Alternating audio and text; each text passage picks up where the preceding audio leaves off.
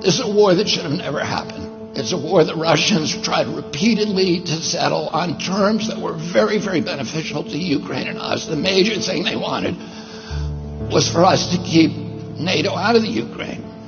The big military contractors want to add new countries to NATO all the time. Why?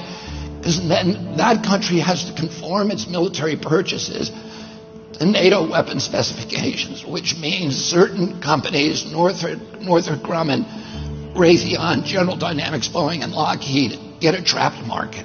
In March of 2022, we committed $113 billion. Just to give you an example, we could have built a home for almost every homeless person in this country. We then committed another $24 billion since then, 2 months ago, and now President Biden is asking for another $60 billion. But the big expenses are going to come after the war, when we have to rebuild all the things that we destroyed. Mitch McConnell was asked, can we really afford to spend $113 billion to Ukraine? He said, don't worry. It's not really going to Ukraine. It's going to American defense manufacturers. So he just admitted it's a money laundering scheme. And who do you think owns every one of those companies? BlackRock. So Tim Scott, during the Republican debate, said, don't worry, it's not a gift to Ukraine, it's a loan. So raise your hand if you think that loan's ever getting paid back. Yeah, of course it's not. So why do they call it a loan? Because if they call it a loan, they can impose loan conditions. And what are the loan conditions that we impose on? Number one, an extreme austerity program, so that if you're poor in Ukraine, you're going to be poor forever.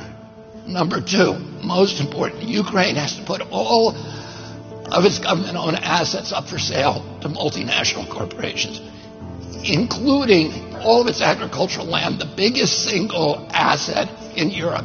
In Ukraine, there's been 1,000 years of war fought over that land. It's the richest farmland in the world. It's the breadbasket of Europe.